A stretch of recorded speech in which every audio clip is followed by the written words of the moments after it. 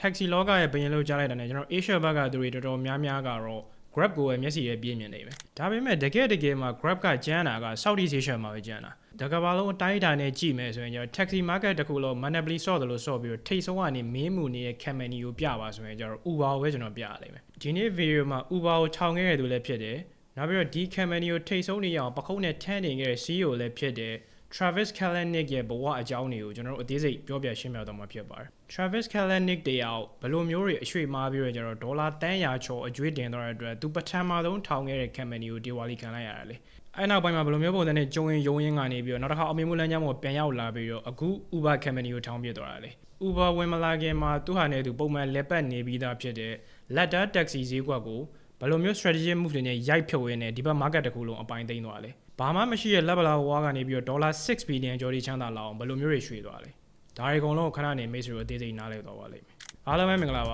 ါကျွန်တော်တို့ CI YouTube channel ကနေကြိုဆိုလိုက်ပါတယ် CI ဘယ်လိုဖြစ်လာလဲဆိုတော့အကြောင်းတွေကိုကျွန်တော်တို့ CI YouTube channel ကနေပြီးတော့အပတ်စဉ်တိုင်းတင်ဆက်ပေးသွားမှာဖြစ်ပါတယ်မိတ်ဆွေတွေနဲ့ဒီဗီဒီယိုလေးကြည့်ပြီးတော့ကိုယ့်အတွက်တစ်ခုခုအကျိုးရှိသွားတယ်ဘုဟုတုဒ္ဒတိုးသွားတယ်ဆိုရင်ကျွန်တော်တို့ရဲ့ channel ကို subscribe တစ်ချက်လုပ်သွားလိုက်ပါဦး Okay ဆိုတော့ကျွန်တော်တို့ January တိတ်မသွားခင် Travis Kalanick ရဲ့ငယ်ဘောအရင်သွားလိုက်အောင်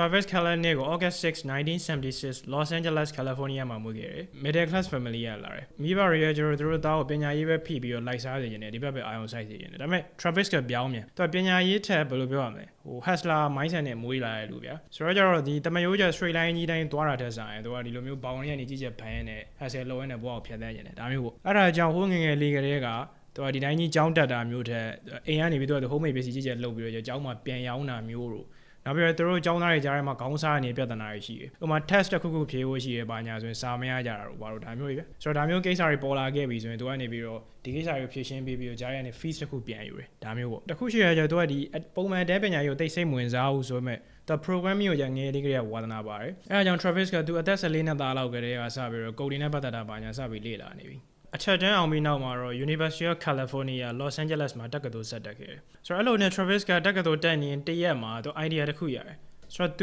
ူရတဲ့ idea ကိုသူအပြင်မှာဆန်းလုပ်ကြည့်ရတယ်ဆိုတော့အစင်ပင်ပြေလေးသိကျင်တဲ့အတွက်ကြောင့်သူကနေပြီးသူတငယ်ချင်းတယောက်နဲ့အတူတူ Skawa ဆိုတဲ့ app တစ်ခုကို founder လုပ်ခဲ့တယ်။ဆိုတော့ Travis ဆိုတငယ်ချင်းတယောက်ဒီ Skawa ကိုစပြီးထောင်တဲ့အချိန်မှာ1999ဒီဇင်ဘာဖြစ်နေပြီ။ Google ကကျတော့1998မှာထွက်တယ်။နောက်တစ်ခါ YouTube ကကျတော့2005ပြင် Spotify ကကျတော့2006ဒီနေရာမှာအဓိကပြောချင်တဲ့ point ရကြတော့ Travis ရဲ့ Skawa မထွက်ခင်မှာလူတွေအနေနဲ့ထားပါတော့ကျွန်တော်တချင်းတစ်ပုတ်နားထောင်နေတယ်။နောက်ကြည့်ပြီးဆိုရင်သူတို့ဘယ်သွားရလဲဆိုတော့ record label တွေကအခွေရောင်းတဲ့ဆိုင်တွေရှိတယ်။ဒီဆိုင်တွေမှာသွားပြီးသူတို့တချင်းခွေဝယ်ရတယ် CD ခွေဝယ်ရတယ်ဆိုတော့မလိုအပ်တဲ့ပတ်စံတွေကုန်နေဗျာ။ဒါမှမဟုတ်လည်းသူတို့ radio station ကနေပြီးတော့သူတို့ကြိုက်တဲ့တချင်းကိုလွှင့်ပေးတဲ့အချင်းကိုစောင့်ပြီးဖမ်းနာထောင်ရတယ်။နောက်တစ်ခါကျွန်တော်ရုပ်ရှင်ကြည့်မယ်စဉ်းစားလိုက်။ရုပ်ရှင်ကြည့်ရင်လည်းဆိုရင်သူတို့ကနေပြီးရုပ်ရှင်ရုံမှာ official သွားကြည့်။ဒါမှမဟုတ်ရင်လည်းဒီလိုမျိုး copyright protected လုပ်တဲ့ platform တွေစီမှာသွားပြီးတော့ fees တစ်ခုပေးပြီးတော့ကြည့်ရတယ်ဗျာ။သဘောတရားတစ်ခုကကြောင့်မလိုအပ်ဘဲနဲ့ရုပ်ရှင်ကြည့်ဖို့အတွက်တချင်းထောင်မှုအတွက်ကိုပတ်စံတွေအများကြီးသုံးနေရတယ်။ဆိုတော့ Travis ရဲ့ Skawa app ကလောလောဆယ်ဒီပြဿနာကိုရှင်းပေးပါသူကကြတော့စထုတ်ချင်းမှာ desktop app အနေနဲ့ထွက်တယ်ကျွန်တော်တို့ဒီ computer ပေါ်မှာပဲ download ရမယ်ဗျာနောက်ပြီးတော့သူသုံးတဲ့ system ကကျတော့ P2P system ကိုသုံးတယ် pair to pair system ဒါကိုကျွန်တော်မိတ်ဆွေတို့နားလည်လွယ်အောင်အရှင်းဆုံးပုံစံနဲ့ထပ်ရှင်းပြပေးမယ်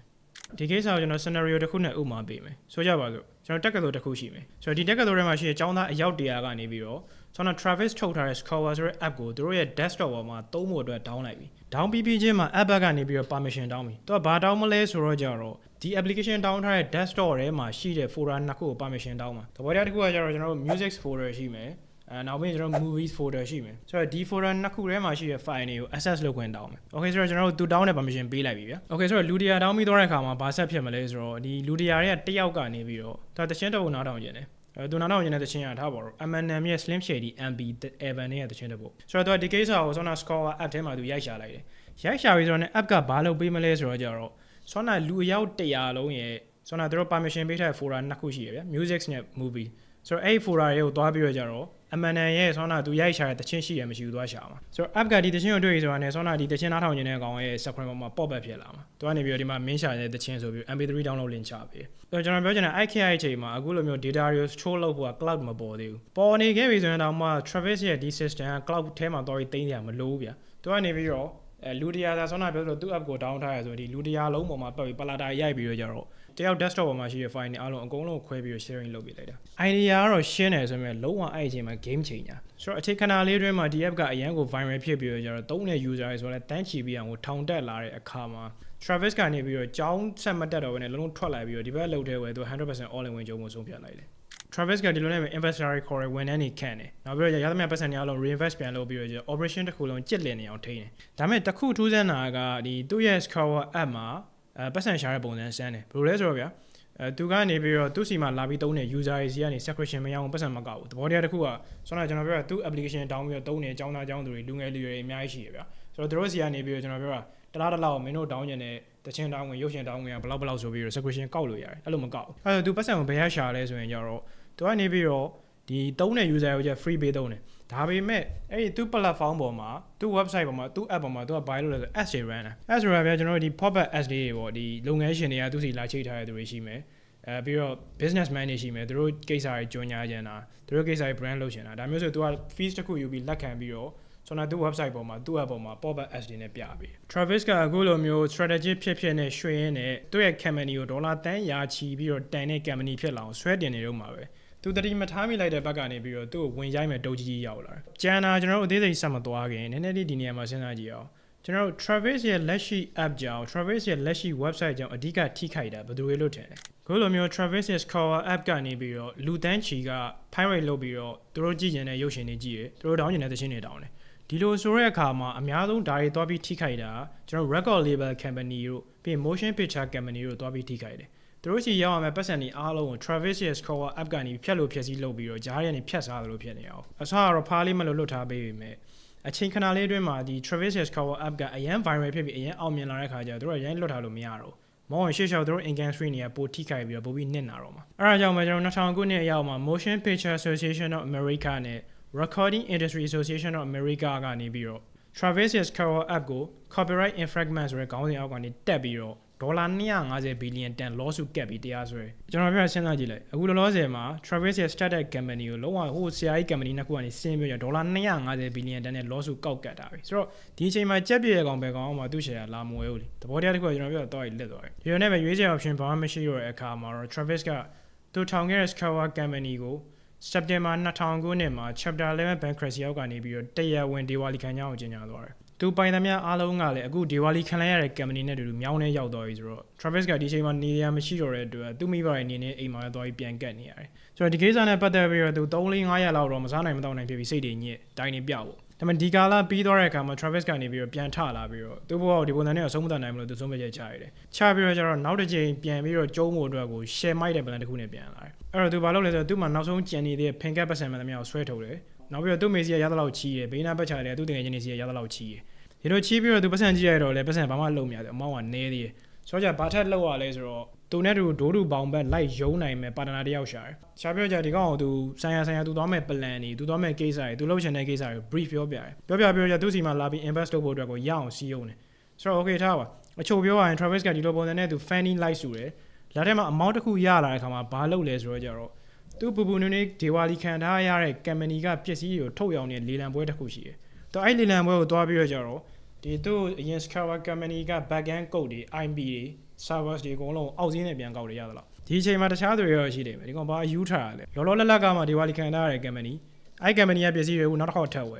ဝယ်ပြီးဒီလမ်းကြောင်းဝယ်ပြန်ဝယ်မယ်ဆိုတော့ဒီကောင်နှစ်ခါကုန်ညာလားဘာလားမေးစရာရှိရအောင်ဒါပေမဲ့ Travis ကအယူထားပြီးတော့ဝယ်ရင်တော့ကောက်ဝယ်တာမဟုတ်သူ့မှာရှုံးကျွေးဆက်ဖို့အတွက် plan ရှိပြီလားအဲ့ဒါခဏနေမေးဆိုတော့နားလည်သွားလိမ့်မယ်ဒီလိုနဲ့ပဲ Travis ကသူ့ရဲ့ grand plan account ထဲပေါ်ဖို့အတွက်2000ခုနှစ်မှာ Redsuit ဆိုတဲ့ company တစ်ခုကိုထောင်ခဲ့တယ်Travis ကဒုတိယတစ်ကြိမ်ဒီဘက် niche တဲ့ဒီဘက် market ထဲဝင်လာပြီးတော့ရိုက်မဲ့ strategy ကတော်တော်လေးလမ်းတယ်ကျွန်တော်ရှင်းပြမယ်တော့ဒီသူရှိသမျှပြောင်းပြီးတော့ရှေ့ကပထမတစ်ချိန်ဒီဝါလီခံလိုက်ရလို့သူ့အမေအိမ်မှာပြန်နေတဲ့အချိန်မှာသူစဉ်းစားတယ်သူဘလို့ခြေနေကြောင်းဘလို့ဆုံးဖြတ်ချက်တွေကြောင့်ဘလို့ case တွေကြောင့်ဒီလိုမျိုးကြီးစုပ်ပြတ်သွားတာလဲပေါ့အဲ့မှာသူခေါင်းမိတောင်စဉ်းစားပြီးတဲ့အခါမှာအဓိကသူ့ကိုဒီလိုခြေနေကိုပို့ပေးခဲ့တဲ့ main point နှစ်ခုကိုသွားတွေ့တယ်နံပါတ်1ချက်ကတော့ရှင်းတယ်ဗျာကျွန်တော်ဒီသူသွားပြီးပြန်ရိုက်တဲ့ back end ရိုက်တဲ့တစ်ဖက်က counterparty ရဲ့ giant company ပြောချင်တာဆရာကြီးသူတို့ဒီဘက် market တွေကိုရောက်နေ10နှစ်15နှစ်ရှိပြီပဲဆိုတော့သူတို့မှာ percent ဆိုလဲပေါ်တယ် experience ဆိုလဲများတယ် နောက်ပြီးချီရန်လက်တန်ဆိုလည်းရှိတယ် connection ဆိုလည်းများတယ်ဗျာကျွန်တော်ပြောတာ Travis ရဲ့ဒီ Scour Company ကဒါမျိုးဆရာကြီးပါဆိုတဲ့ကောင်တွေကိုတွားပြီးတော့ဘက်ကန်ရိုက်တယ်နောက်ပြီးတော့သူတို့ရဲ့စီးပွားရေးကိုတွားပြီးဒုံနဲ့ထိုးတယ်အဲ့လိုမျိုးချက်တွေကြောင့်ဟိုဘဲရဲ့သူ့ကိုဆင်းပြီးရိုက်ဖြုတ်သွားတာနောက်တစ်ခါနံပါတ်2အချက်ကကြတော့ဒီသူရဲ့ Scour app ကနေပြီးတော့ကြတော့ကျွန်တော် record label company တွေနောက်တစ်ခါ production company ပိုင်တဲ့ content တွေကိုသူတို့ရဲ့ consent မရှိဘဲနဲ့တွားပြီးတော့သူက pirate လုပ်ပြီးတော့ market ထဲမှာဖြန့်ပေးတာဆိုတော့အဓိကဒီနှစ်ချက်ကြောင့်ကျွန်တော်ပြောချင်တာဒီ Travis ရဲ့အခုလက်ရှိ company ဒီအရင်ပြီးခဲ့တဲ့ company အဟောင်းတွေက structure ချင်းအတူတူပဲရုပ်စွာဆုံးသူစောနာလေးလံပွဲမှာတွားပြီးတော့သူနောက်က backend code တွေတို့ကျွန်တော် IBA တို့ဆိုင်ရာကိစ္စတွေအားလုံးဒါတွေပဲပြန်ဝယ်တာဒါပေမဲ့ तू ပြောင်းလိုက်တဲ့ transition လုပ်လိုက်တဲ့ကိစ္စဒီဘယ်ဟာ transition လုပ်လဲဆိုတော့ဒီ company operate လုပ်တဲ့ကိစ္စကို तू ကပြောင်းပြန်လန့်မလိုက်တာအရင်သူ့ရဲ့ Scour ကကြတော့ B2C ပုံစံသွားတယ်အခုအသစ်ထောင်လိုက်တဲ့ resource ကကြတော့ B2B သွားတာသူကအရင်လိုမျိုးဒီဟို customer တွေလက်ထဲကိုဓာတ်ရိုက်ကြီးထည့်ပြီးတော့ကြတော့ဒီ customer တွေကို ads ပြပြီးပတ်စံမရှာတော့သူဘယ်လိုရှာမလဲဆိုတော့ကြတော့ तू ကနေပြီးတော့အရင် तू ဘက်ကန်ရိုက်မိတဲ့ကောင်တွေနဲ့ကိုဒီတစ်ခါတစ်ဖက်ထဲနေမှာသဘောတရားတစ်ခုကကြတော့ तू အပေါ်မှာအရင်စဉ်းစားမိတဲ့ main point ကကိုကသူ့ရဲ့ downfall ဒီအဓိကကအရင် power dynamic ကွာနေတဲ့ကောင်တွေနဲ့ဘက်ကန်မိနေလို့အဲ့တော့အခု तू စဉ်းစား तू ဘက်မကန်ဘူးအဲ့ကောင်တွေနဲ့တူနေမယ်ဆိုလိုချင်တာကဆောနာကျွန်တော်တို့ record label company ရဲ့ production company ရှိရယ်သူတို့ကနေပြီးတော့သူတို့ရဲ့ဒီရုပ်ရှင်တွေသူတို့ထုတ်ထားတဲ့တခြင်းတွေကို market ထဲဖြန့်တဲ့အခါမှာ Travis ကနေပြီးတော့သူတို့ဖြန့်ရတာလွယ်အောင်ဝင်ပြီးကူပေးမှာသူတို့စီကနေပြီး Travis ကပတ်စံကောက်မယ်ကောက်ပြီးတော့ဆောနာသူ့ရဲ့ research app ကနေတဆင့်ဒီ customer တွေလက်ထက်ကိုသူကနေပြီးတော့ဂျားတွေက escrow သဘောမျိုးနဲ့သူကနေနေပြီးတော့လိုက်ပြီးဖြန့်ပေးမှာဗျာဆိုတော့ Travis ရဲ့ structure အဲ့ဒါပဲအရင်ကလိုမျိုးဒီကောင်ကသူတို့အတွက်အနောက်ရှက်မဖြစ်တော့အခုကသူကဘယ်လိုဖြစ်လဲဆိုတော့ဒီ giant company ဆရာကြီးတွေအတွက်သူကအသုံးတော်ခံအသုံးတည့်ဒီလိုမျိုးပုံစံဒီလိုမျိုး strategy move နဲ့ပဲနောက်တစ်ခေါက် market ထဲပြန်ရောက်လာတယ်ဆိုတော့ plan တစ်ခုလုံး on paper မှာတော့လုံးဝ flawless အရင်မိုက်တယ်အရင်လန်းတယ်ဆိုမဲ့ Travis ကသူ့ရှိသမျှပတ်စံအကုန်လုံးဝင်ဖြောကြီးတယ်ရှိရချီးပြီးတော့တကယ်ဝင်ကျုံတဲ့အခါမှာကျထင်တယ်လို့အဆင်မပြေဘူးဘာလို့လဲဆိုတော့ကျွန်တော်ပြောတာကဟိုသူနဲ့ချိတ်ချင်တဲ့ company ဆိုတာလေလက်ချိုးရည်လို့ရတယ်အရင်ရှားတယ်နောက်ပြီးရင်ပို့ဆိုတာ investor တွေမယုံဘူးဆိုတော့လေဒါတော့အပြစ်တင်တော့မရအောင်ဘာလို့ဆိုတော့ကျွန်တော်ရှင်းပြမယ်ဒီလက်ရှိ company မှာ OCB လုပ်နေတဲ့ Travis ကိုကြည့်မယ်ဆိုရင်သူလက်တလောကမှာဒေါ်လာ250 billion တန် loss လာကတ်တာကိုမဖြီနိုင်တော့လို့ပူပူနွေးနွေးဒီဝါလီခံထားရတယ်ကောင်ဘယ်သူမှကျွန်တော်ပြောချက်ချင်းတန်ရင်ကြီးဟောင်းဒီကောင်းစီရင်းမယ်ပါညာတော့ပဲရှိမလို့ကျွန်တော်ပြောသူတို့ကာလာတစ်ခုစောင့်ကြည့်မယ်သူ performance ကြည့်မယ်အဆင်ပြေဆိုတော့လိုက်လာကြမှာပေါ့လေဒါပေမဲ့ကျွန်တော်ပြောတစ်ခုရှိတာကသူကသူဝင်ငွေဘယ်လောက်ပဲရဘယ်လောက်ပဲမြက်ဘယ်လောက်ပဲရှုံတကယ်ကျွန်တော်ဝန်ထမ်းလာစားပေးရတာရှိမယ်နောက်ပြီးတော့တခြား expand တွေရှိမယ်ဗျဒါရဲ့ရက်လုံးမှမရတာဆိုတော့ Travis ရဲ့ research company ကဘယ်လိုဖြစ်သွားလဲဆိုတော့အခြေအနေကတော့ရေးဆိုးသွားတယ်ဘယ်လောက်ထိတောင်ဆိုးလဲဆိုရင်ကျွန်တော် company ကဒီပုံစံတိုင်းဆက်သွားမယ်ဆိုရင်နောက်ထပ် investor တယောက်မလာခင်6လပဲအသက်ဆက်လို့ရတဲ့အနေအထားဖြစ်သွားတယ်Travis ကဒီတက်တန်းကိုဘယ်လိုဆွဲဆန်လဲဆိုတော့သူကနေပြီးသူ company တစ်ခုလုံးရုံးတစ်ခုလုံး time back ကိုပြောင်းပြီးရွှေ့လိုက်တယ် work from home လုပ်လို့ရတယ်သူလည်း work from home လုပ်ကြအောင်ဒီ time back မှာက US nation လို့ရှိရင်နေစီစားစီတခြား tourist တွေကအကုန်တက်တာဆိုတော့ဆောနာသူ6လပဲအသက်ဆက်လို့ရရမယ် company ဒီတစ်နှစ်လောက်ခံသွားမယ်ဗျာဆိုတော့ဂျားမှာသူနည်းနည်းအသက်ရှူချောင်းသွားတာပေါ့အချို့ပြောရမယ်ဆိုတော့ဒီလိုပုံစံနဲ့ပဲဇက်တိုက်ကျုံရုံရင်းကနေပြီးတော့ Travis ကနောက်ပိုင်းမှာဒါသူ company နဲ့လာပြီးချိတ်တဲ့ record label company တွေနောက်ပြီးတော့ movie production company ဖြည်းဖြည်းချင်း client တွေစရလာတယ်ဆိုတော့ဒီလိုမျိုး client တွေရလာပြီဆိုတဲ့အခါမှာကျွန်တော်ရှေ့မှာပြောခဲ့သလိုဒီ company ရဲ့အခြေအနေဒီ company ရဲ့ performance ဒီ company အသက်ရှင်နိုင်လားမြန်မြန်ရှော့သွားမလားဆိုတော့စောင့်ကြည့်နေတဲ့ investor တွေရှိတယ်သူတို့ကရင်းနေဆိုပေမဲ့ဒီကောင်ဘယ်လောက်ထိဒီနေရာကနေဖောက်ထွက်ပြီးတော့ဆက်သွားနိုင်လဲမသွားနိုင်မလဲဆိုတော့စောင့်ကြည့်နေတယ်ဆိုတော့ဒီလူတွေကနေပြီးတော့ငွေတော့ပိုက်ပြီးတော့ဝင်လာကြတယ်အဓိကအဲ့ထဲမှာထိတ်ဆုံးကလွေပြောရမယ်ဆို Mark Cuban တို့ဘာလို့လဲမျိုး Shark Tank က investor တွေပါရှိမယ်သူတို့ကနေဥဆောင်ပြီးဝင်လာတဲ့အခါမှာTravis ရဲ့ company ကတခါပြန်ပြီးအသက်ဆက်လို့ရသွားတယ်။သူရွှေ့ရင်တို့ရွှေ့ဖို့လုံလောက်တဲ့ funding ရသွားတယ်။ဒီလိုပုံစံနဲ့ပဲ Travis တယောက်6နှစ်ကျော်ဇက်တိုက်ကျုံရင်ယုံရင်းကနေ2009ခုနှစ်အရောက်မှာတော့ Akami Technologies ကနေပြီးတော့သူပိုင်တဲ့ research company ကိုဒေါ်လာ19သန်းပေးပြီးဝယ်သွားတယ်။ဆိုတော့ကျတော့ဒီ investor တွေကိုပေးရတာပါညာခွဲလိုက်လို့ရှိရင် Travis ကဒီdeal ပေါ်ကနေပြီးတော့သူဒေါ်လာ2သန်းလောက်အပီးစီတွေ့ထဲရောက်တယ်။ပုံမှန်လူတွေဆိုတော့ဒီ state မှာလုပ်မဲ့ကိစ္စရှင်းပါတယ်။ကျွန်တော်ပြောသူတို့ဘောကိုပြန်ကြည့်ကြည့်မယ်ဆို10နှစ်15နှစ်ကျော်အသက်ကုန်ယုံလာတယ်ဗျာ။ပြီးတော့မှအခုဒေါ်လာ2သန်းရတယ်။ဒါဆိုဒီအားပါလေလုပ်မလဲကျွန်တော်ပြောအိမ်ဝယ်မယ်ကားဝယ်မယ်သူတို့ကြတဲ့ stocks တွေဝယ်မယ် bonds တွေဝယ်မယ်ပြီးရင်ဒီကနေသူတို့ပြန်ပြီး yearly dividends တွေပါယူမယ် ECD millionaire ဘွားနဲ့နေအောင်မယ်ဗျာနည်းနည်းပါးပါးဒီကိစ္စအတွက်ကိုခံစားအောင်မယ် Travis ဆိုတော့ဘာလုပ်လဲဆိုတော့ဆရာသမားက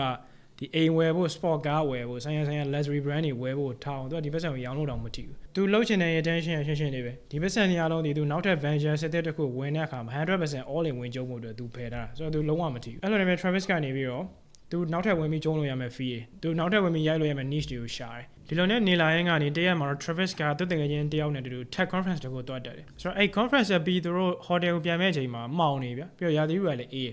အဲ့တော့ကျတော့ဘာဖြစ်လဲဆိုတော့သူတို့ taxi ငှားတာအရင်ခက်တယ်အကြာကြီးလဲစောင့်ရတယ်တော်တော်လေးဇရားချုပ်တယ်သူတို့စောင့်နေတဲ့ taxi ရလို့သူတို့ taxi ပေါ်တက်ပြီးတဲ့အချိန်မှာပါလာတဲ့ငွေချင်းတွေသူတို့လန့်စားတယ်သူတို့တည်းမဲ့အပြောပြပြောလိုက်တာဘာမှမဟုတ်သူကဘယ်လိုလဲဆိုတော့ taxi ငှားတာအခုလိုမျိုးဇရားတွေမရှုပ်ဘဲနဲ့ငါတို့ဖုန်းဖွင့်ပြီးတော့ application တစ်ခုတည်းဝင်ပြီးတော့ click လေးတစ်ချက်နှိပ်လိုက်လို့ငှားလို့ရရင်ကောင်းပါပဲဘာညာပေါ့ Travis တငယ်ချင်းက PPO တည်းမဲ့ပြောလိုက်တာပဲ Travis ကကြာအဲ့အချိန်မှာသူဝင်ကြုံရမယ် fee ကို 100% လိုက်ရှာနေရကောင်အဲ့အချိန်မှာသူကဒီစကားကြားလိုက်တဲ့အခါမှာသူခေါင်းက click တစ်ချက်ဖြစ်သွားပြီးအလင်းပွင့်သွားပြီးတော့သူဝင်ကြုံရမယ် fee ကိုသူလုံးလုံးမြင်သွားတယ် Travis စဉ်းစားတာဒီလို taxi လောကဆိုတာအရင်ပတ်စံနေပေါ်တယ်နေကျွန်တော်ပြောတာသူက monopoly နဲ့တူတယ်လောကဒီ taxi fee တစ်ခုလုံးထိနိုင်တဲ့ကောင်မရှိသေးဘူးကျွန်တော်ပြောတာလှုပ်ချင်တယ်လို့လှုပ်တယ် run ချင်တယ်လို့ run တယ် Travis ဒါဒီ taxi ကိုသူ scale လုပ်ဖို့အတွက်ကို plan တစ်ခုခုချနိုင်ပြီသူ creative ဖြစ်နေတစ်ခုခုလမ်းကြောင်းတစ်ခုဆင်နိုင်ပြီဆိုရင်ဒီ plan ကြီးကကျွန်တော်ပြောတာဒေါ်လာဘီလီယံချီပြီးတန်နိုင်တယ်ဘာလို့လဲဆိုတော့တမျိုးရဲတယ်မဟုတ်တနိုင်ငံနဲ့မဟုတ်တကဘာလုံးတိုင်းတာတယ်တကဘာလုံးတိုင်းတာတယ်ကိုသူကန်လို့ရတယ်သူ run လို့ရတယ်ဆိုတော့ Travis ကပြန်ရောက်တာနဲ့အဲ့ဒါကိုအတကုံစဉ်းစားတယ်ဒါကုံစဉ်းစားပြီးနောက်မှာတော့ share မိုက်တဲ့ plan တစ်ခုနဲ့ပြန်ထွက်လာတယ်အဲ့ဒါကြောင့် Travis ကအချိန်ဆွဲမနေတော့ဘဲနဲ့ချက်ချင်းပဲဆောင်းနာသူ့ကို idea ပေးတဲ့တင်ငယ်ချင်းနဲ့တူ Uber Cab ကိုစပြီး founder လုပ်ခဲ့တယ်သူတို့ဆက်ဆက်ချင်းဒီဘက် fee ရဲ့ဝင်တဲ့အချိန်မှာတော့လာတဲ့ slogan ရှင်းတယ်push a button get it right သဘောတရားတစ်ခုက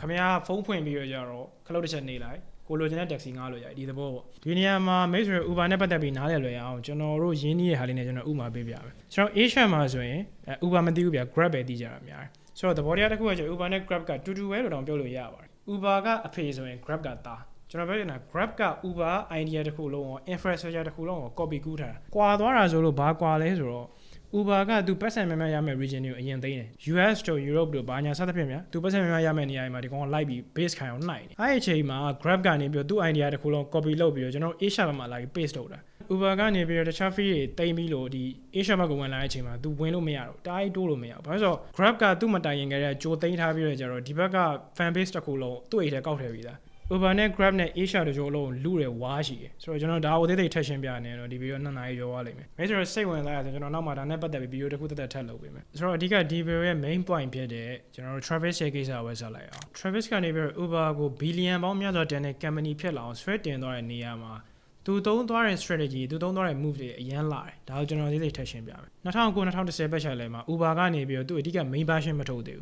းကျွန်တော် prototype ထုတ်တယ် beta version ထုတ်တယ်အဲ့မှာသူကျွန်တော်တို့တကဘာလုံးကသူတွေကို Uber နဲ့မိတ်ဆက်ပေးတဲ့အခါမှာသုံးသွားတဲ့ strategy ကဘယ်လိုလဲဆိုတော့ကြတော့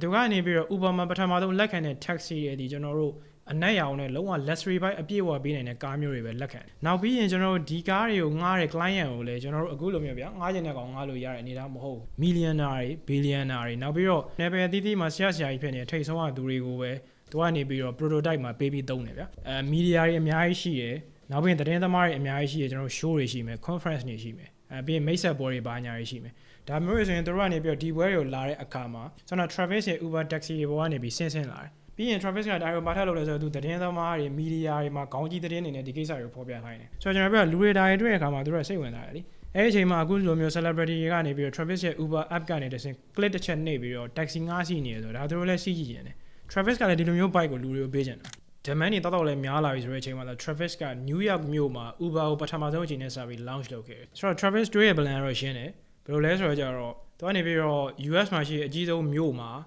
ပထမဆုံးစရမ်းနိုင်မယ် run ပြီးတော့ကျတော့သူတို့ running infrastructure မှာဘာတွေလိုနေလဲဘယ်နားရဲ့ဘယ်လိုပြင်ပိုကောင်းသွားမလဲဘာညာစသဖြင့်သူလေ့လာမယ်လေ့လာပြီးတော့လိုအပ်ချက်တွေအားလုံးပြင်ပြီးတဲ့အခါမှာဒီမြို့မှာရှိတဲ့ taxi နဲ့ပတ်သက်လို့ market share မှန်သမျှအကုန်ပတ်သိမ်းမယ်ဆိုတော့ဒီတစ်မြို့မှာအဆင်ပြေသွားရဆိုတာနဲ့ဒီမြို့မှာအဆင်ပြေသွားတဲ့ strategy ကိုသုံးပြီးတော့တခြားမြို့ကြီးတွေအားလုံးမှာတပြိုင်နက်တည်းဝင်ရိုက်မယ်ရပြီးတော့ကျတော့တကဘာလုံး Uber taxi နဲ့အကုန်လုံး flat လုပ်မယ်ဆိုတော့သူ plan ရှင်းတယ် on paper မှာ share land နဲ့ဆိုပေမဲ့တကယ်ကျွန်တော်ဒီ plan တွေကို counter ဖော်တဲ့အခါမှာကျတော့ Travis နဲ့ရုံးဝါကန်တော်တော်လေးကြက်တယ်ဘာလို့လဲဆိုတော့ဒီ letter taxi သမားတွေ in traditional မောင်းနေတဲ့သူတွေက Uber ဆိုတဲ့အသေးမုန်းတယ်ဗျာနောက်ပြီးတော့တချို့မြို့တွေကမြို့တော်ဝင်နေတခြားဆိုင်ရာ department ကသူတွေကဒီ Travis ရဲ့ run ရဲ့ operation တွေနှီးသွားအောင်သူလုံးမဲ့ကိစ္စတွေလုံးလို့မရအောင်နှောင့်နှင်းကြံ့ကြအောင်ဝင်ပြီးရှုပ်တာမျိုးတွေရှိတယ်ဒါပေမဲ့လည်းဒီကြားထဲကနေပြီးတော့ပဲ Travis ကရအောင်ရုံးထွက်ပြီးတော့အားလုံး counter play ပြန်ရိုက်ဖို့အတွက် share land နဲ့ strategy တခုနဲ့ပြန်ထွက်လာတယ်သူ့ကိုတလောကလုံးကနေ why me back ကနေလဲရတယ်ပြဿနာမရှိဘူးဒါပေမဲ့သူ့ဘက်မှာမဖြစ်မနေဘယ်သူတွေရှိဖို့လိုလဲဆိုရင်ကြတော့ audience နှစ်ခုလိုတယ်နံပါတ်1 audience ကကျွန်တော်တို့သူ့စီမှာအလုပ်လုပ်မယ် driver တွေသဘောတရားတစ်ခုက taxi သမားတွေဗျာနောက်တစ်ခါနံပါတ်1 audience ကကျတော့သူ့ရဲ့ Uber taxi တွေကို Uber cab တွေကိုစီးမဲ့ customer တွေဆိုတော့သူဘလို့ပုံစံနဲ့ဒီသူ့အတွက်အရေးကြီးဆုံး vital ဖြစ်ဆုံး audience နှစ်ခုလုံးအိတ်ကတ်တဲ့ကောက်ထည့်သွားလဲဆိုတော့ကျွန်တော်ရှင်းပြမယ်နံပါတ်1ကကျတော့သူ driver တွေအိတ်ထဲထည့်သွားတာဘလို့ထည့်လဲကျွန်တော်ပြောပြမယ်လောလောဆယ်လက်ရှိအနေအထားတစ်ခုမှာ Uber ကနေပြီးတော့သူ့စီမှာ line ဝင်ထားတဲ့ driver တွေစီကနေ30%လောက်ထိ service fee ဖြတ်တာရှိတယ်ဒါအနေအများကတော့အချိန်ကာလပေါ်မူတည်ပြီးတော့တဖားဖြတ်တာရှိမှာပေါ့လေမိတ်ဆွေကတို့စီမှာ line ဝင်လိုက်တယ်ဒါ Uber driver ဖြတ်သွားပြီဆိုခင်ဗျား line တစ်ချောင်းဆွဲဒေါ်လာ100ရတယ်ဒီဘောကနေပြီး Uber ကနေဒေါ်လာ30တန်ဒီဒေါ်လာ20တန်ဒီဒါမျိုးဖြတ်မယ်ပေါ့တို့ရဲ့ service fee အနေနဲ့အဲ့ဆက်ဆက်ချင်း traffic ကိုလုတ်ခဲ့တဲ့ကာလတော့မှာတော့ကလောလောဆယ်တို့ဘက်ကဖြတ်တဲ့ fee ကို0ဗျာတပြားမှမမေ့ဘူးခင်ဗျာဒေါ်လာ100ဝန်းမောင်းတယ်ဒေါ်လာ100လုံးယူ1000ဝန်းမောင်းတယ်1000လုံးခင်ဗျာအဲ့ထဲရောက်တယ်အဲ့ဒါတွေမကသေးဘူးဘာထက်လုပ်လဲဆိုတော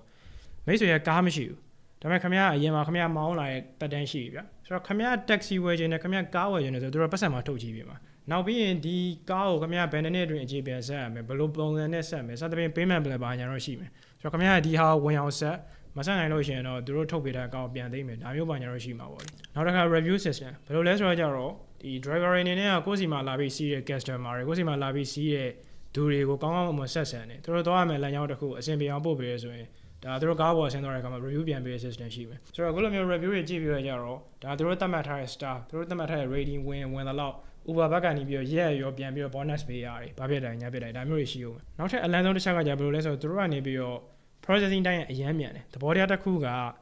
မိတ်ဆွေအရင်တော့ကိုယ့်ကိုအပြင်မှာလက်တားမောင်းတယ်တတိပုတ်ကလာအခု Uber ပေါ်လာတော့ကျ Uber နဲ့ join နေတယ်ခင်ဗျာ Uber အောက်မှာ line ဝင်နေတယ်ရတယ်သူတို့ Uber company ကိုသွားလိုက်သွားပြီးတော့ကျကားထိုးပြီးတော့ကျသူတို့လိုချင်တဲ့အကြီးအသေးခင်ဗျာကပြည့်မီလာပါလားညာတာသူတို့စစ်မယ်ပြီးတော့ခင်ဗျာရဲ့ဒီကျွန်တော် driving records တွေပါတယ်ညာကြီးကြည့်မယ်စစ်စရာရှိရသူတို့စစ်ပြီးသွားတာနဲ့ခင်ဗျာဒီနေ့ကားထိုးရဲဆိုနောက်နေ့ဆိုရင် Uber driver ဖြစ်ပြီချက်ချင်းလဲသူတို့စီမှာ line ဝင်လို့ရတယ်နောက်ပြီးတော့ကျခင်ဗျာကို service fee အနေနဲ့သူတို့ကတပြားမှမဖြစ်ဘူး0ပြီးရင်ခင်ဗျာကားမရှိဘူးဆိုတော့မှသူတို့ဘက်ကနေပြီးပတ်စံထုတ်ချိပေးပြီးတော့ကားဝယ်ဖို့ဒီပဲဆင်းမေးအောင်ပါနောက်တစ်ခါကျွန်တော်ဆောင်းတာပြောသလိုခင်ဗျာစူးစမ်းရင်စူးစမ်းသလားဒီဘောကနေ bonus တွေကြိုးခံတာကိုအများကြီးထည့်ရအောင်မယ်အဖက်ဖက်ကကြီးဘက်ဘက်ကကြီးဘာမှညင်းတယ်မရှိရဒီလိုမျိုးဆိုတော့တော်တော်များများလက်သားသမားတွေအရင်လိုလက်သားမမောင်းတော့ပဲနဲ့သူကသူဒီဘက် Uber ဘက်ဝင်လာပြီးတော့ကျတော့အသက်ကုန်ဝင်ပြီးကျုံရတယ် driver ကိုသိမ်းသွားတဲ့ strategy ပြီးပြီဆိုတော့အခုကကျွန်တော် customer တွေဘယ်လိုသိမ်းသွားလဲကြည့်အောင် customer တွေအနေနဲ့ကဗျာအခုမှဒီ market ထဲကိုရောက်လာတဲ့ product အသစ်အခုမှ market ထဲကိုရောက်လာ app တစ်ခုကိုအရင်ဆုံးအနေနဲ့သူတို့ယုံမှုလို့သူတို့ယုံမှုကကျွန်တော်ပြောရရှင်းရှင်းလေးပဲဒီ Travis လောက်ထားတဲ့ structure ကိုကပုံမှန် customer တွေနဲ့ချိတ်မပေးခင်ကတည်းကသူတို့ကရှေ့မှာ millionaire တွေ billionaire တွေမင်းသားမင်းသမီးတွေနောက်တစ်ခါ level တိုင်းမှာရှိနေပြီးသားဖြစ်တဲ့ဆရာကြီးကိုအရင်ဆုံးကြိုချိတ်ထားပြီးတော့ဒီလူတွေကသူတို့ Uber ကိုယုံကြည်နဲ့ရွေးချယ်ထားပါတယ်ဆိုတာပြထားပြီးသားဆိုတော့လူတွေအနေနဲ့က trust issue ရှိရမလို့တော့နောက်ပြီးရင်လူတွေအနေနဲ့ဘာလို့ Uber ကိုရွေးတယ်ဆိုရယ်မေးခွန်းဖြေဖို့အတွက်အဖြေအများကြီးပေးထားတယ်ပထမဆုံးအချက်ဆို safety ဒါလူတယောက်ကကျွန်တော်တို့လက်သားစီးပြီးထားလိုက်ဗျလက်သားစီးပြီးဆိုရင်ကိုယ့်ကိုလာခေါ်တဲ့ driver အဆက်လားတူလားကျွန်တော်ဘယ်လိုစစ်မလဲဥပမာ driver ရအောင်ဟန်ဆောင်ပြီးတော့ကျွန်တော်တို့တခုလှုပ်ချင်တဲ့ကောင်လားဘာညာမသိဘူးလေ Uber မှာကျတော့ကျွန်တော်တို့ဒီကားတစ်စီးကိုမခေါ်ခင်ဒီ driver ကိုမခေါ်ခင်ကတည်းကကျွန်တော်တို့သူနဲ့ပတ်သက်တဲ့ information တွေ app ကတဆင်ကြည့်လို့ရတယ်နာမည်ကြည့်မလားဒါသူကားနာမည်ကြည့်မလားဆိုင်ရာဒီလူရဲ့ service နဲ့ပတ်သက်ပြီးပေးထားတဲ့ review တွေကြည့်မလားအကုန်ဖြစ်တယ်ဗျနောက်ပြီးတော့ခင်ဗျာသူကားပေါ်လိုက်ပြီးစီးသွားတယ်ဒီလူကိုယ့်ကိုဆက်ဆံတာအဆင်မပြေဘူးတလွဲဖြစ်တယ်ဆိုရင်ကျွန်တော် Uber မှာ customer support ရှိ email ပို့လို့ရတယ်ဖုန်းဆက်လို့ရတယ်ကြိုက်တဲ့နေရာမှာကြိုက်တယ်လို့တိုင်ကြိုက်တယ်လို့ complain တွေအကုန်ဖြစ်တယ်နောက်တစ်ခါကျွန်တော်တို့ဈေးကခင်ဗျာလက်သားငားပြီဆိုရင်လက်သားခင်ဗျာကြည့်ပြီးတော့ဒီကောင်ရိုက်လို့ရအောင်လို့ထင်တယ်ဆိုဖားရိုက်မယ်ဆိုတော့ဈေးကိုမတန်တဆရိုက်တောင်းမယ်ဒါမျိုးတွေရှိမယ်ဒီ Uber မှာကျတော့ကျွန်တော်ပြောတာသူတို့တောင်းတဲ့ဈေးဆိုတာ distance မှာမူတည်ပြီးတွက်ပြီးသားဖြစ်တဲ့အတွက်ပိုလဲတောင်းလို့မရဘူးလို့ short လဲယူလို့မရဘူးဆိုတော့အားလုံးကအကုန်လုံးကွက်တီကြိုးလို့ထားပြီးသားဗျာဆိုတော့ကျွန်တော်ပြောတာ Travis ကလူတွေအနေနဲ့ကသူတို့ taxi လိုလာပြီဆိုတာနဲ့လက်သားစီးမလား Uber စီးမလားဆိုရယ်မေးစရာမလိုအောင်အထိကို Uber ဘက်ကိုအလေးတောင်လှုပ်ထားပြီးသားအဲ့ဒါဥမာဆရာသမားထပ်ပြီးတော့တကားကြီးလောင်းနေနေဘာထက်လှုပ်သေးတယ်ဆိုတော့ free ride တွေပေးတယ်ဆိုလိုချင်တာပြကျွန်တော် 5+1 တို့ 10+2 တို့ဒါမျိုးတွေခင်ဗျာ Uber နဲ့10ချောင်းစီးပြီးနောက်ထပ်2ချောင်းကြိုက်တဲ့နေရာဆိုအကုန်လုံး free ပေးတယ်နောက်ပြီးတော့ point system ဆိုတာရှိသေးတယ်ခင်ဗျာစီးရများလိုက်ဆိုတာနဲ့တို့က Uber ဘက်ကနေပြီး point တွေပြန်ပေးတယ်ဒီကိုကနေပြီးတော့ဒီ point တွေကိုစုထားပြီးတော့နောက်ထပ် free ride မှာပြန်သုံးလို့ရတယ်လို့တခြား product တွေနဲ့လည်းလဲပြီးတော့ပြန်လုပ်လို့ရတယ်ဗျာဆိုတော့ကျတော့ဒီလိုပုံစံနဲ့ပဲ Travis ကနေပြီးတော့ customer base ကိုလည်းအကုန်လုံးပတ်သိမ်းတယ်ဆိုတော့ကျတော့ကျွန်တော်ပြောတာ customer တွေအနေနဲ့ကလက်သားဆိုတာရှိရတာမထင်တော့ဘူးသူတို့က Uber မှာ Uber တွေဖြစ်ကုန်ကြတယ်အခုလိုမျိုးအဓိကသူလိုအပ်တဲ့ site နှစ်ဖက်လုံးကအိတ်ကတ်ထဲရောက်လာပြီးတဲ့နောက်မှာ Travis ကဘာမှသိကူးမဆိုင်တော့သူကနေပြီးတော့မျိုးတွေတစ်မျိုးပြီးတစ်မျိုးနိုင်ငံတွေတစ်နိုင်ငံပြီးတစ်နိုင်ငံဒီနိုင်ငံတွေမှာရှိတဲ့ taxi base မှန်တယ်များအကုန်လုံးပတ်သိမ်းတယ်ဒါပေမဲ့တစ်ခုပြဿနာရှိတယ်ထားပါတော့ Travis ကမြို့တစ်မြို့ကိုဝင်တယ်သူ level တစ်ခုဝင်ပြီဆိုတဲ့အခါမှာဒီမြို့မှာရှိတဲ့ mayor ဆိုင်ရာ department ကသူတွေက သူ့ rules တဲ့တွေ regulation တဲ့တွေထုတ်ပြီးတော့ကြတော့သူကြက်လို့ရတယ်ပဲသူ့ရဲ့ operation တွေနေသွားအောင်ခဏတစ်ဖြုတ် ban မယ်ဒါမှမဟုတ်လည်းသူလောက်ရကိုင်းရဝင်ရထွက်ရတိုင်ပတ်အောင်လုပ်မယ်ရတယ်ဒါရီ Travis ကဘယ်လိုမျိုး counter blow ပြန်စော်လဲဆိုတော့ကြတော့ဆောနာသူ့ရဲ့ cat တွေရောက်နေပြီးတော့ audience နှစ်ခုရှိတယ် Uber မှာ Uber 100% Uber ကိုပဲယုံကြည်အားကိုးနေ Uber driver တွေရှိတယ်နောက်တစ်ခါဒီ Uber လွှဲပြီးတော့တခြား taxi မစီးကျင်တဲ့ customer တွေရှိတယ်ဒီ base နှစ်ခုကပေါင်းပြီးတော့ Travis ကဆောနာသူ့ကို ban ပါတယ်ဆိုရယ်ယုံနေရဲ့အချိန်မှာသူတို့ဆန္ဒတွေပြတယ်နောက်ပြီးတော့အခုလိုမျိုး ban တဲ့ကိစ္စဒီမဖြစ်တဲ့ညောင်ဘာရညောင်စသဖြင့်လက်မှတ်တွေပါထိုးပြီးတော့ဆိုင်ရာကိစ္စအပေါ်ပြန်တင်တယ်ဆိုတော့ဒီလိုဆိုရဲအခါမှာအခုလိုမျိုး regulations နေနဲ့ Uber ကိုကြက်တာတော့မှကြက်လို့မရအောင် Travis ကိုအကြာကြီးသွားနင်းလို့မရအောင်ဒီနေရာမှာကျွန်တော်တို့အဓိကမေးရမယ့်မေးခွန်းတစ်ခုရှိတယ် Travis ရဲ့ Uber ကိုထိတ်ဆုံးနေဆွဲတဲ့ plan ကြီးအရင်လမ်းနေအရင်မိုက်တယ်ဆိုပေမဲ့ကျွန်တော်ပြောတာအခုချိန်ကြီးကျွန်တော်တို့တခြား analyze လုပ်ကြည့်မယ်ဆိုရင်သူ့ company မှာ income percent မရှိဘူးဗျာအထွက်ပဲရှိတယ် Travis ကဒီကျွန်တော်တို့ driver ဘက်ကိုကြည့်မယ်ဆိုရင် driver တွေပေါ်ကနေပြီးတော့သူတို့ရတဲ့ကားကပေါ်ကနေတပြားမှမဖြစ်ဘူးလုံးဝ 100% free ပေးတာနောက်တစ်ခါကျွန်တော်တို့ Uber လာစီးရဲ့ customer တွေကြည့်မယ်ဆိုရင် discount တွေတပြုတ်ပေးနေပဲနေတာမှမဟုတ်တာဒါမျိုးကိစ္စတွေတော့တစ်ပတ်နှစ်ပတ်မဟုတ်တစ်လနှစ်လမဟုတ်နှစ်ချီပြီးကို run နေတာဆိုတော့ကျွန်တော်ပြောချင်တာကဒီ company တစ်ခုက income မရှိဘူးဆိုပေမဲ့လည်းသူကသူထွက်တဲ့ကိစ္စတွေကရှိနေရပဲဗျာဒီ tag ဘိုင်းနဲ့ပတ်သက်ပြီးကုန်တာတွေရှိမယ် Uber application နဲ့ပတ်သက်ပြီးကုန်တာတွေရှိမယ်နောက်မှကျွန်တော်တို့ run နေတဲ့ infrastructure သမားတွေအတွက်ကိုပတ်စံပေးရတာရှိမယ်ဝန်ထမ်းဖို့တွေရှိမယ်ဆိုင်ရာတခြားသုံးရတဲ့ fees တွေအများကြီးပဲဗျာဒါတွေအားလုံးပေါင်းလိုက်မယ်ဆိုရင်တစ်နှစ်ကိုဒေါ်လာတန်းရာကျော်ပြီးကုန်နေထားလိုက်ဒါဆိုရင်ကျွန်တော်ပြောတာ Travis အတွက်ကဒီပတ်စံတွေကိုနောက်ကနေပြီးတော့မင်းကြိုက်သလိုလုပ်ပါဆိုပြီးတော့သူ့ကိုယုံကြည်အားကိုပြီးလာထည့်ထားမယ် investor base ကမဖြစ်မနေလို့တယ်မဟုတ်ရင်သူ့ plan ကြီးကဘလောက်ကောင်းတယ်ဘလောက်လှတယ်ပြောကျွန်တော်ပြောရေရှည်သွားလို့မရဘူးအချိန်တန်တိကန်နဲ့ရက်သွားပြီအကုန်လုံးကတဲရဲရဲသွန်ဖြစ်ကုန်မှာဒါရီ Travis ဒီလိုလေသူကနေပြီးတော့သူ့ကိုနောက်ကနေပြီး 100% support လုပ်ပေးမယ် investor တွေအသေးကြီးကုန်းယုံပြီးရှာတယ်ဒါပေမဲ့ဒီ state မှာ message စဉ်းစားကြည့်လိုက် Travis အတွက်က investor ရှာရတာအရင် company တုန်းကလိုမျိုးမခက်ခဲတော့ဘူးဘာလို့လဲဆိုတော့သူ့ရဲ့ record ကိုပြန်ကြည့်ကြည့်မယ်ဆိုရင်ရှေ့မှာတိုင်ပတ်နေတဲ့ company ကနေပြီးတော့ဒီ company ကို flip လုပ်ပြီးတော့ဒေါ်လာ120ဒီအမြတ်စွန်းရအောင် investor တွေကိုလှုပ်ပေးခဲ့ပြီးသားဗျာနောက်ပြီးတော့ကျတော့အခုလောလောဆယ်လက်ရှိ Uber သွားနေတဲ့လမ်းကြောင်းကိုကြည့်မယ်ဆိုရင် strategy ရဲ့ share လမ်းတယ်လောလောဆယ်မှာ Uber အကောင့်ကြီးမဖြစ်သေးဘူးဆိုပေမဲ့ဒါမကြခင်အချိန်ကာလတစ်ခုတော့အတွင်းမှာတကဘာလုံးမှာရှိတဲ့ taxi market ကိုလိုက်ပြီးသိမ်းမဲ့ကောင်ဆိုတော့တိတာနေရပဲပတ်စံလက်ထဲမှာရှိရနည်းနည်းပါးပါးလဲတူရ correct တဲ့ကောင်ဆိုမရင်းတယ်ဘာရောက်မှမရှိဘူးအကုန်လုံးပြည့်ရင်တယ်အချုပ်ပြောရမယ်ဆိုတော့ Travis ကအခုလိုမျိုး front line ကနေပြီးတော့ share land နဲ့ strategic move တွေ share land နဲ့ planning တွေလုပ်ရင်းနဲ့နောက်6နှစ်အကြာမှာ Uber company ကဘယ်လောက်ထိတာအောင်မြင်လာလဲဆိုရင်နိုင်ငံပေါင်း80မျိုးပေါင်း900နီးပါးမှာရှိတဲ့ taxi market တစ်ခုလုံးအပြီးသိမ်းနိုင်ခဲ့တယ်တစ်ဖက်ကကြည့်မယ်ဆိုရင်လည်းကျွန်တော်ဒေါ်လာ4သန်း funding နဲ့စခဲ့ရတဲ့ company က6နှစ်အတွင်းမှာဒေါ်လာဘီလီယံပေါင်း80ကျော်တန်တဲ့အထိအောင်မြင်လာခဲ့တယ်ဒါပေမဲ့တစ်ခုတော့ရှိတယ်အကုန်လုံးအကောင့်ကြီးပဲဖြစ်နေရတော့မဟုတ်တစ်ဖက်မှာတော့ဒီလိုမျိုး 100% အောင်မြင်နေရဆိုပေမဲ့တစ်ဖက်မှာကျတော့ဘာတွေကပ်ပါလာလဲဆိုတော့Travis က zero-din risk တဆုံးယူပြီးလောက်တာတွေ leverage တဆုံးယူတာတွေနောက်ပြီးတော့ zero-din aggressive ဖြစ်နဲ့ expansion လောက်တာတွေကြောင့် Uber company မှာကပ်ပါလာတဲ့ loss risk scandal တွေဆိုတာနေတာမဟုတ်ဒီလိုဆိုတဲ့အခါမှာ company ရဲ့ investor တွေဘုတ်ဖွဲ့ရသူတွေစုပြီးတော့ကြတော့ဒီ Uber company ပေါ်မှာဒါဆိုင်ရာ department တွေက wine bay နဲ့ pressure တွေရော့အောင်ဆိုပြီးတော့ Travis Kalanick ကိုလက်ရှိသူယူထားတဲ့ယာရုဖြစ်တဲ့ CEO ယာရုကနေနှုတ်ထွက်ဖို့အတွက်ကို zero-din ဖိအားပေးရတယ်ဒီကိစ္စကသူတို့ business shoodown ရကြည့်မယ်ဆိုရင်တော့ဒါ reason တွေပေးတယ်များတယ်ဆိုပေမဲ့လည်းကျွန်တော်တစ်ဖက်ကကြည့်ရင် Travis ကပဲဒီ Uber company ကိုမြောင်းနေရဆွဲတင်ပြီးတော့ထိတ်ဆုံးနေရအောင်ပခုံးနဲ့ထမ်းတင်လာတယ်ကောင်အခုလိုမျိုးသူပိုးမွေးတယ်လို့မွေးပြီးတော့ပြူးစုပြောထောင်လာတဲ့ company ကနေပြီးသူ့ကိုပြန်ပြီးပထုတ်ခံရဆိုတော့စားတော့စားတယ်ဗျာဒါပေမဲ့လည်းကျွန်တော်ပြော Travis မှာရွေးစရာ option များများဆဆမရှိဘူးလေဘာလို့ဆိုတော့တစ်ဖက်မှာဘုတ်ဖွဲ့တစ်ဖက်မှာသူတယောက်တည်းဆိုတော့မတတ်နိုင်ဘူး power dynamic ကအရန်ကွာနေအောင်အဲဒါကြောင့် Travis Kalanick က2019ခုနှစ်အရောက်မှာတော့သူလက်ရှိလုပ်နေတဲ့ Uber CEO ယာရုကနေပြီးနှုတ်ထွက်ပြီးတော့တရားဝင်နားယူရမယ်အကြောင်းကိုကြီးညာသွားတယ်ဒါပေမဲ့တစ်ခုထူးခြားတာကျွန်တော်ပြောပြမယ်ဘယ်လိုလဲဆိုတော့ကျတော့ Travis ကလက်ရှိမှာသူ Uber ရဲ့ CEO မဟုတ်တော့ဘူးဒါမှန်တယ်လက်ခံတယ်ဒါပေမဲ့ကျွန်တော်ပြောတာဒီ company ထဲမှာသူပိုင်တဲ့ shares တွေရှိသေးတယ်အများကြီးကျန်သေးတယ်ဆိုတော့သဘောတရားတစ်ခုကသူ CEO မဟုတ်တော့ဘူးဆိုရင်တော့မှဒီ share တွေဆက်ဟိုးထားလို့ရတယ်လေကျွန်တော်ပြောဈေးထက်တက်လာရဆိုရင်သူလက်ရှိ position တဲ့အများကြီးပိုမြတ်မယ်ဗျာဒါကိုမြန်တောင်ပြောရင်ထားပါတော့ကျွန်တော်တို့ UFC နဲ့ Dana White နဲ့ UFC နဲ့ Dana White ကတော့ခွဲလို့မရဘူးဒါပေမဲ့ထားပါ let's just see Dana White ကတခု scandal တွေများတယ်တခုပြဿနာတွေတက်တာများလို့ဆိုပြီးတော့သူ CEO ယာရုကနေပထုတ်လိုက်ပြီးဒါဆိုရင်ကျွန်တော်ပြောတာသူ့အနေနဲ့ကလုံးဖို့များတာကတော့သူထွက်သွားရဆိုရင်တော့မှဒီထဲမှာသူပိုင်တဲ့ share ကိုဆက်ဟိုးထားမှာပဲလေကျွန်တော်ပြောဘာကိစ္စမှရောင်းနေမှာမရှိဘူးဒါကြီးကအရန် uprising ဖြစ်နေတဲ့ company ကို Uber case မှာလည်း Travis Kalanick ကတော်တော်များများတော့ဒီလိုပဲလုပ်မယ်ထင်ကြတာဒါပေမဲ့တကယ်မှာကျ Travis ကအဲ့လိုမလုပ်ဘူးသူပိုင်တဲ့ share တွေကတော့သူထွက်တာနဲ့ cash out လုပ်သွားတာဆိုတော့ကျွန်တော်ထင်တာကတော့ maybe သူ့နောက်မှာတက်လာတဲ့ CEO အစ်စ်နဲ့ဒီဘုတ်ဖွဲ့ရကောင်လည်းသူမယုံလို့ဖြစ်မှာဆိုတော့ဒီသူထွက်သွားတဲ့အချိန်မှာဒီ company ကနေပြီးထပ်ပြီး growth ဖြစ်နိုင်တဲ့ rate ကလည်းကျသွားပြီသူ့လိုမျိုးဒီ company ကိုထပ်ပြီးဆွဲတင်ပေးနေတဲ့ကောင်လည်းမရှိဘူးလို့သူကသူထင်လို့နေမှာပေါ့လေသူကဒီသူပိုင်တဲ့ share တွေအကုန်လုံး liquidate လုပ်သွားတယ် အချုပ်ပြောရမယ်ဆိုရင်တော့သူဒီဘောကနေပြီးတော့$3 billion ဝန်းကျင်လောက်ရတယ်ဆိုတော့ဒီဘက်ဆန်တွေအားလုံးသူဘယ်လို diversify ပြန်လုပ်လဲဆိုတော့ကြတော့ကျွန်တော်ထုံးစံတိုင်း real estate တွေဝယ်တယ် stocks တွေဝယ်တယ် bonds တွေဝယ်တယ်နောက်ပြီးတော့ကြတော့သူကနေပြီး like ကြည့်ပြီးတော့ကျွန်တော်တို့ under value ဖြစ်နေတဲ့ setup တွေရှိတယ်သဘောတရားတစ်ခုကနောက်ပိုင်းမှာအရန်ထောင်လာနိုင်နေရှိတဲ့ startup တွေရှိတယ်ဥပမာပြောရမယ်ဆိုရင် cloud kitchen ဆိုတော့ဘာလို့လိုမျိုး company ဆိုတော့ဒါမျိုး company တွေမှာသူကနေပြီးတော့ stake များများရဝင်ပြီးယူတယ်ဝင်ပြီးနိုင်တယ်ဒါမျိုးပေါ့ဆိုတော့ဒီလိုပုံစံနဲ့ပဲ diversify ပတ်လို့ရင်ဒီလိုပုံစံနဲ့ပဲ invest လုပ်ရင်ကနေပြီးတော့လက်ရှိ2025ခုနှစ်မှာဆိုရင် Travis Kalanick ရဲ့ network က2ဆကျော်ခုန်တက်ပြီးတော့$6 billion ကျော်ထိချမ်းသာလာပြီပဲဖြစ်ပါတယ်။ video တစ်ပုဒ်လုံးပြန်ပြီး summarize လုပ်ရမယ်ဆိုရင် Travis Kalanick တယောက်ဘယ်လိုမျိုးတွေအရွှေ့မားလို့ဘယ်လိုမျိုးတွေအဝင်ထွက်မားလို့သူပထမဆုံးထောင်ခဲ့တဲ့ company က Diwali ခံလိုက်ရတာလေဒီလိုမျိုးစုပ်ပြတ်တက်ပြီးလက်ထွက်သွားတဲ့အနေအထားတစ်ခုကနေပြီးတော့သူ့အမားတွေကိုသင်ခန်းစာယူရင်းပြန်ကျုံးရင်းရုံးရင်းကနေပြီးတော့$ဘီလီယံပေါင်းများစွာတန်းတဲ့ Uber company တွေဘယ်လိုတည်ထောင်သွားလဲ